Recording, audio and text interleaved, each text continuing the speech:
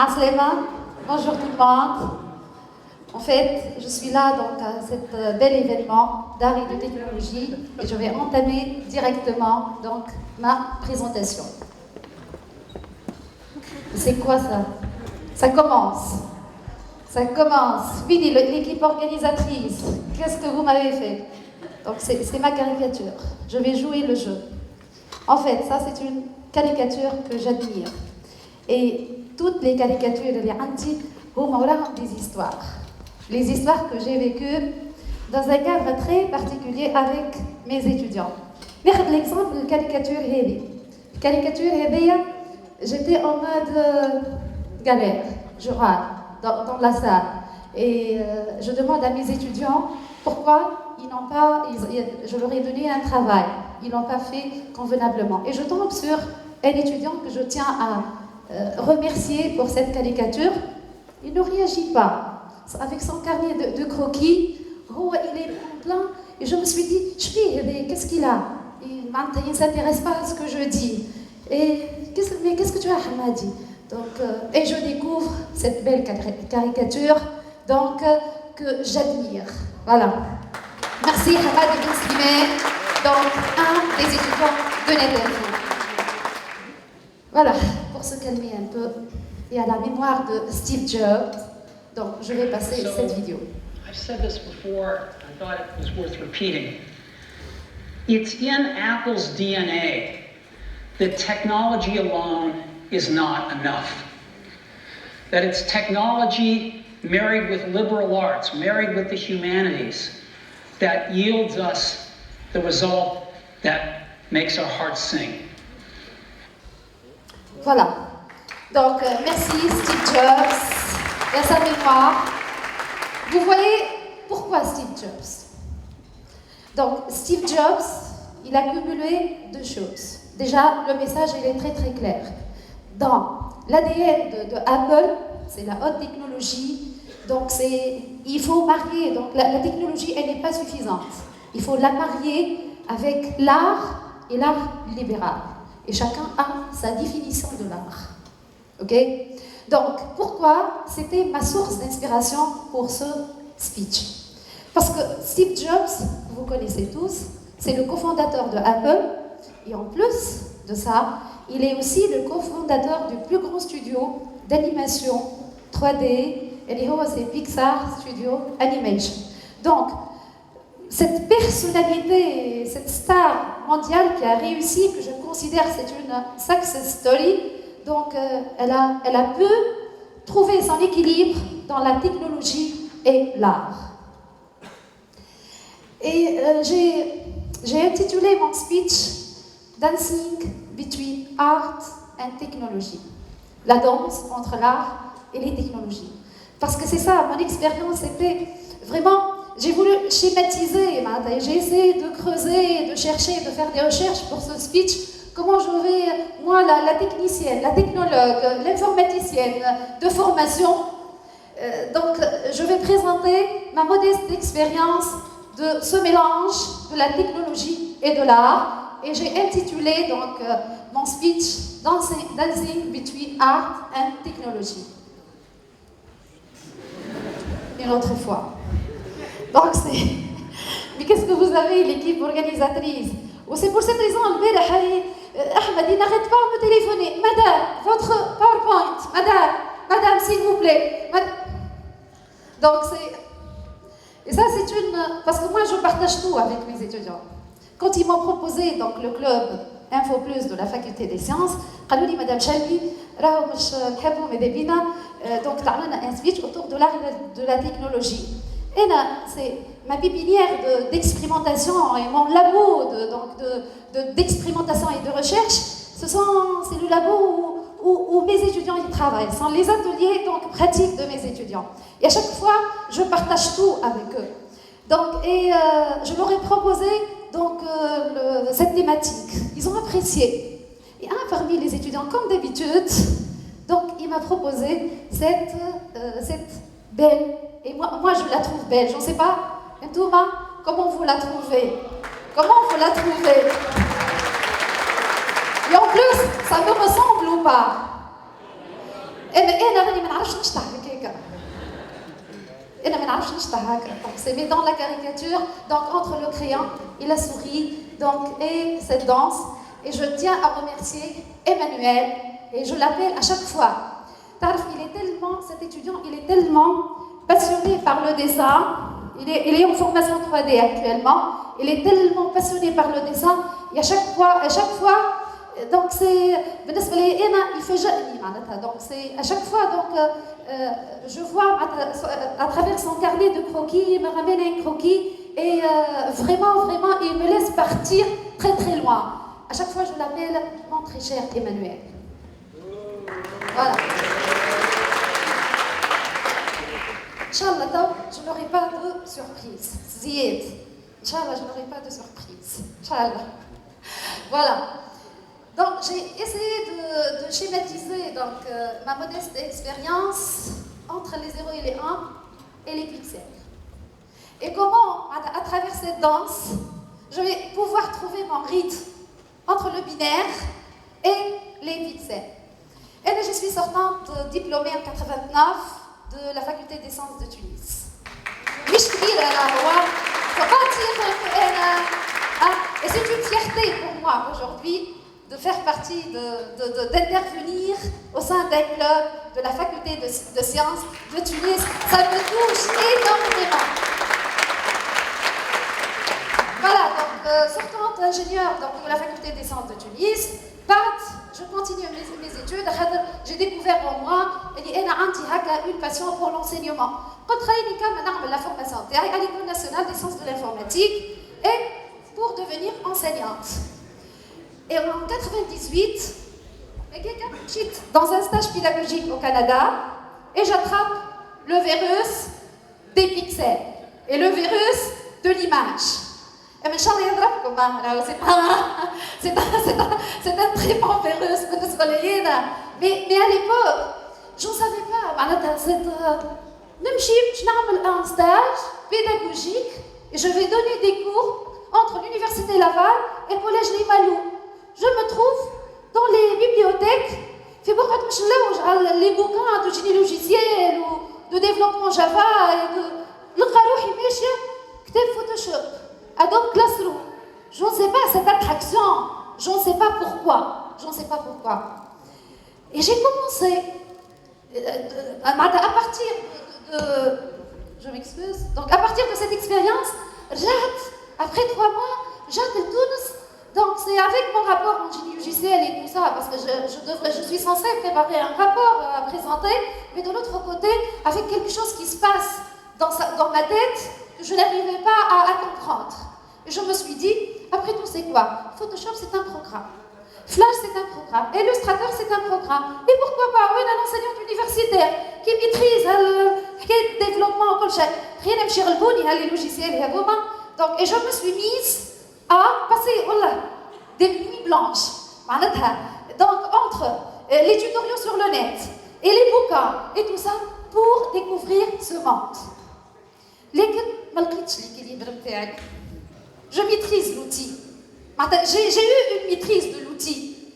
Mais, la faculté, en tant qu'enseignante, de pouvoir transmettre le message et réussir une formation donc, à l'image. L'outil qui forme pour la création d'une image. Qu'est-ce que j'ai? Qu'est-ce qui se passe? Je me posais des questions. Vraiment, je me posais des questions. Et je me suis dit, il se peut que je devrais me rapprocher des artistes. Et je prends la décision en 2003 d'intégrer en tant qu'enseignante vacataire l'école des beaux-arts de Narbonne. Et je me suis dit, voilà, je vais me proposer volontaire pour donc donner des cours d'infographie.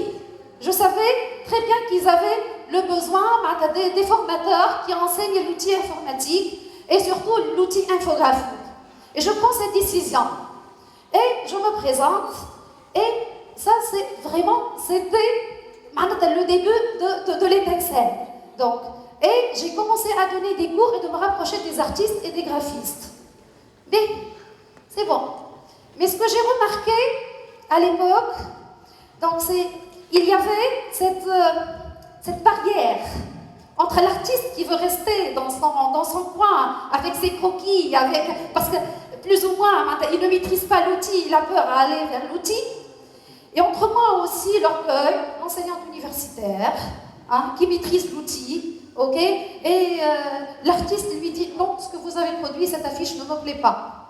Ce que vous êtes en train, cet atelier, non, je ne le vois pas de cette façon. Donc j'étais entre les deux. Et je me suis dit, et surtout, je remercie la première et la deuxième promotion de l'école des beaux-arts de Nabeul, qui m'ont aidé énormément. Et le déclic, c'est venu des étudiants. Et ils avaient vraiment donc une grande énergie qui me l'ont passée pour que je puisse trouver de l'énergie pour avancer.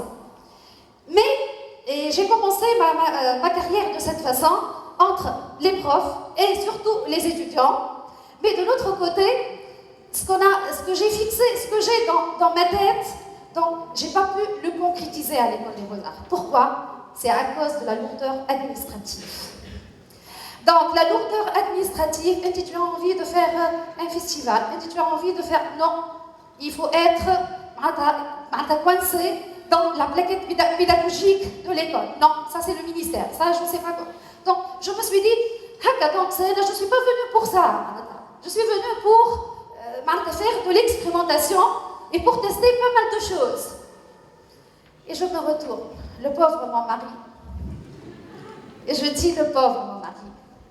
Donc, pourquoi? Parce que donc, il vient de démarrer son projet. Donc son projet, c'est l'école NetInfo, donc, qui est installée à Nabeul. Il a démarré, donc c'est une école de formation technologie numérique. Lui, donc le spécialiste hardware, moi, je suis donc l'informaticien. Et on s'est dit, pourquoi pas, après son retour d'Allemagne, donc il a pris la décision de lancer son propre projet. Et je me suis dit, voilà, je me retourne vers lui pour voir s'il accepte à me donner cette chance pour pouvoir trouver le rythme de ma danse et concrétiser ce que j'avais l'envie d'exécuter. Et bien, donc la réponse de mon mari, qui est dans la salle, je l'applaudis.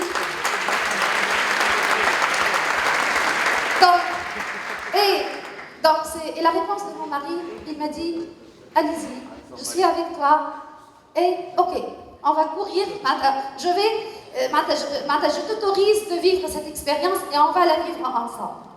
Et de là, donc on s'est lancé dans une très très belle expérience et notre école, on l'a transformée en une école d'art et de technologie. Mais l'expérience n'était pas vraiment, au début, n'était pas très très très facile. Pourquoi?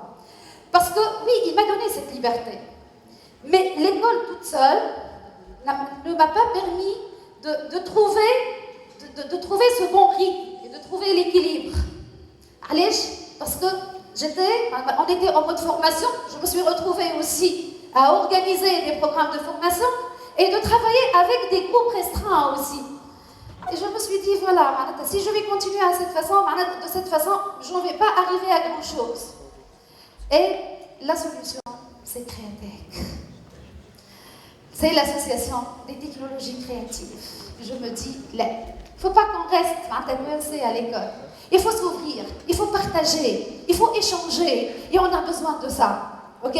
Donc, c'est l'association des technologies créatives, et dans cette association, on a mis en place le premier festival de la 3D et de l'image numérique, le festival des animations numériques. Il serait à sa 9e édition cette année, le FAL. Et lors de la première cérémonie, c'était en 2006 du festival, c'était la cérémonie de mariage pour moi. J'ai trouvé mon rythme, je pouvais danser. Et donc c'est la cérémonie du mariage entre l'art et la technologie. Et on continue tous les ans à fêter cet amour entre l'art et la technologie à travers donc, le festival des animations numériques. Voilà, donc ça c'est... J'ai essayé donc de faire le plus rapidement que possible et je vais plus ou moins clôturer par un ami à Steve Jobs, qui est John Lasseter. Et pourquoi John Lasseter? John Lasseter, c'est le directeur artistique. Steve Jobs, c'est l'informaticien. Jean Lasseter, c'est le directeur artistique de Pixar Studio Animation et de Walt Disney.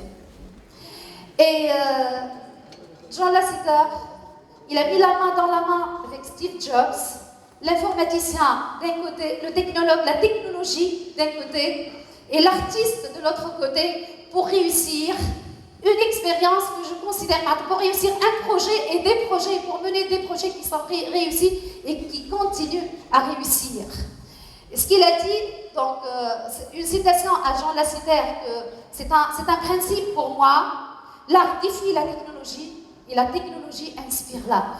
Et même ce jeu de mots, d'habitude, l'inspiration c'est pour l'art et le défi pour la technologie. Lui, il a inversé. Et là, je ne vais pas maintenant le développer ça. Et là, je vous propose, parce que je ne veux pas vous quitter, ce n'est pas seulement à travers ce speech, non, j'aimerais bien qu'on continue ce débat, et c'est une ouverture pour nous tous, hein, et chacun comment il voit. Et là, j'aimerais bien continuer le débat, donc avec vous, c'est une déformation, ma déformation professionnelle, je suis enseignante, et l'enseignant, yati ou donc, dans ce sens-là, je vous propose, sur la page officielle de TEDx FST, donc on essaie de développer donc, cette citation.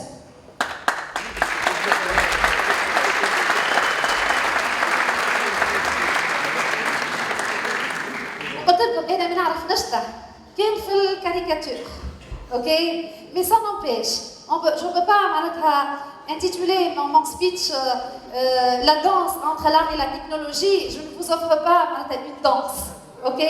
Bon,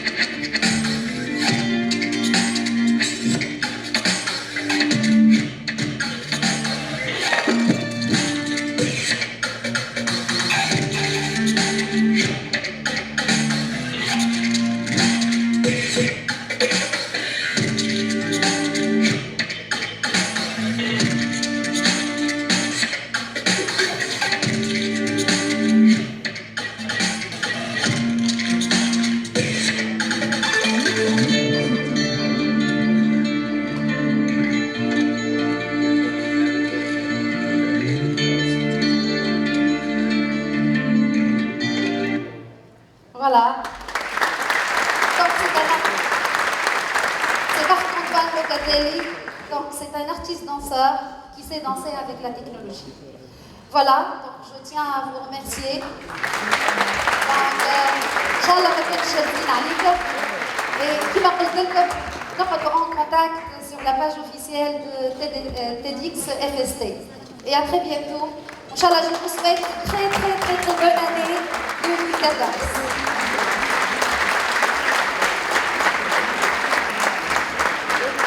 نسيت حكاية يسالش مازال عندي وقت فولاد بالحق هذا فولاد منين خرجتوه؟ انت ما نسيتش لي كاريكاتور نتاعي كملتهم وين خليتهم؟ انا خليتهم يزي عاد لا هذاك كرهت برشا تديك انا شكون باهي شكون يقول انا شكون معايا شكون معاهم شكون معايا البنات وينه حتى الولاد زاد عليه الولاد مش معايا وينه